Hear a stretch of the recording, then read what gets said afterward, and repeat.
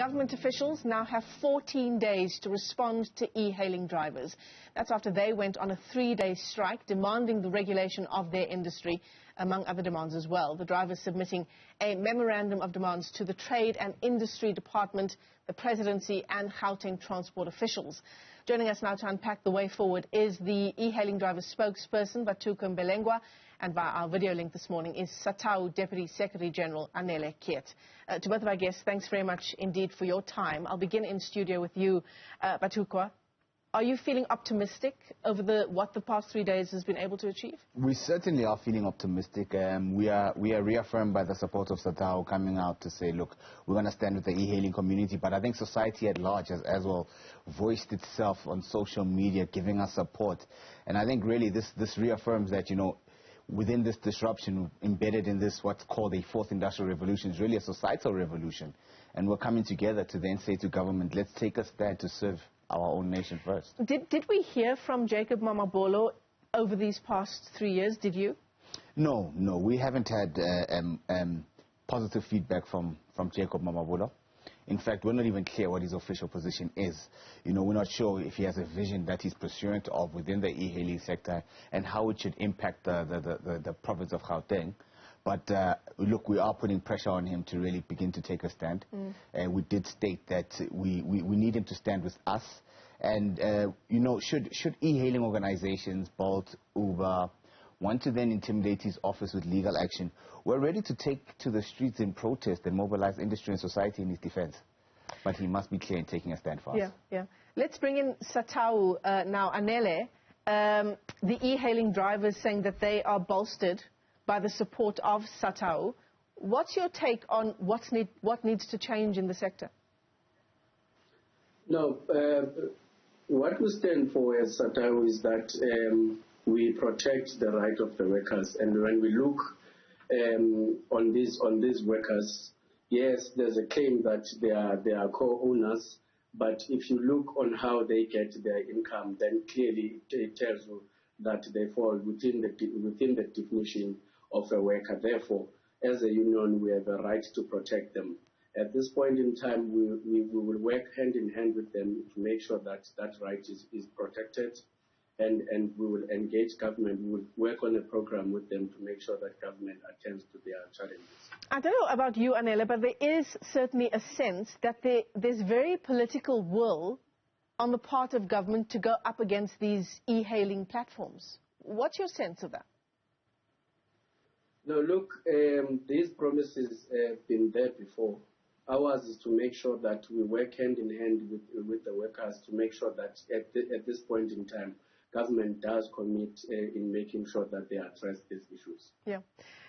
And Vhatuka, this is part of the problem, isn't it? That on the one hand, there is this notion that drivers are co-owners in the business of them being part of platforms like Uber, DD, Bolt, etc. But on the other hand, and you said this to us at the beginning of your strike earlier this week, there's the treatment of drivers as if they are employees.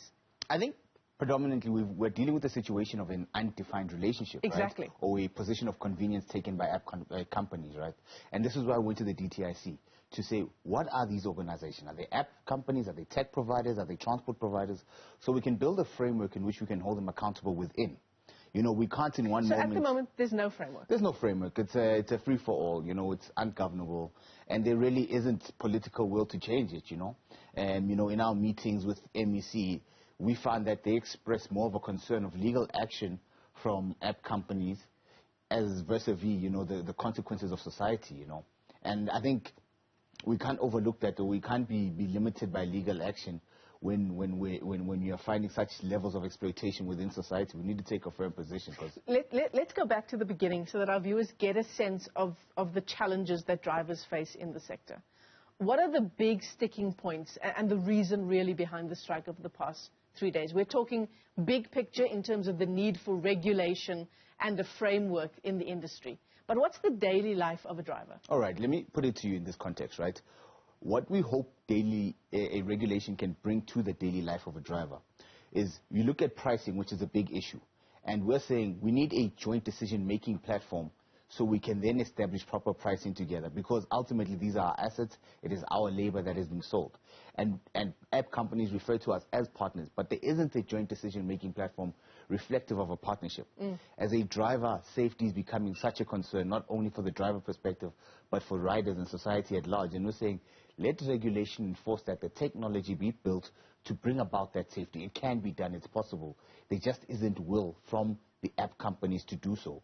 And as a driver, we're saying we no longer want the reputation of criminality, being sexual assault and rape, just cast upon us, when really it's Bolt and Uber extending their platform to criminals. You know, if we really want to protect society against this, we can ensure that there's proper vetting. We can ensure that positive identification is done. We can ensure that regular checks are ongoing to make sure that everybody's safe, because that's essentially what you want. And again, the pricing is giving way to a lot of violence within the sector. And as e-hailing, our ambition is to fall within a healthy ecosystem within public transportation. You know, we want to complement each other with fellow public transport operators and not compete with each other in an unfair manner. You know, we need healthy competition in industry, and healthy competition essentially grows industry. Yeah, absolutely. So the next 14 days are critical. For now, your services are back up and running. I mean, if after 14 days there is no real way forward put on the table by government, what happens then? Look, for us, we're going to continue with the program of disruption. You know, we're going to mobilize society.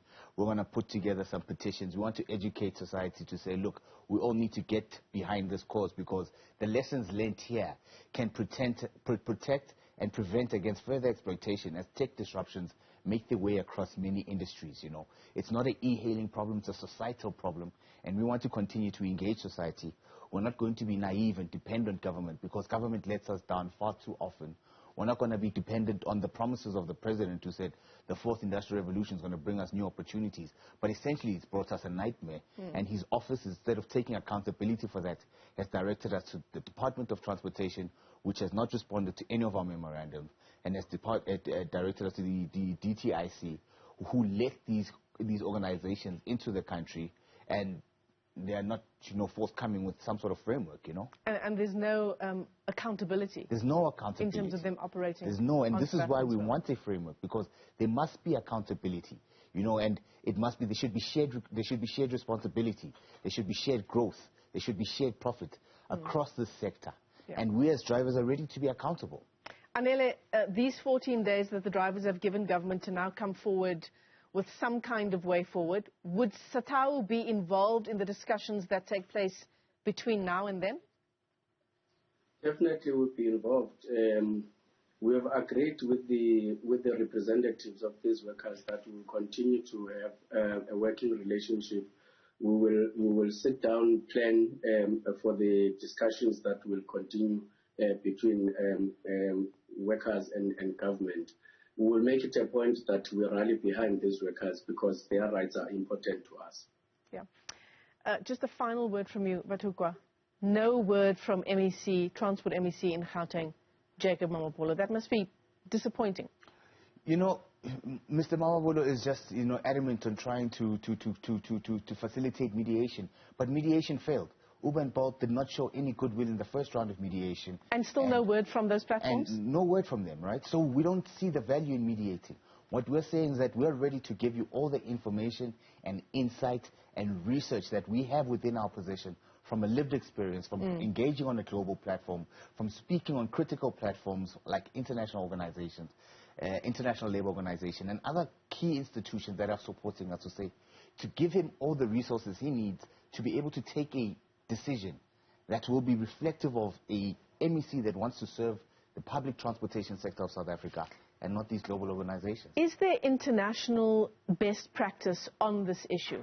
Have other countries found better ways of dealing with Uber and Bolt and other platforms like them operating on their soil? Yes, I think, you know, the German example speaks to a better way. But I think we're also impacted by the fact that our law-making framework lacks agility to be adaptive to the fast-changing environment we find ourselves in within a global community, you know. And for us to then bring about that change, we really need to mobilize society to advocate for government to be more reactive or more proactive as opposed to being reactive. Vhatuka Mbelengwa is the e-hailing spokesperson. Also joining us via our video link is Satawu's Deputy Secretary General, Anele. To both of our guests, thanks very much indeed. And of course, this is a story we're keeping tabs on. 14 days now. That's what government officials have to respond to the memorandum of demands that have been delivered at various offices around the country.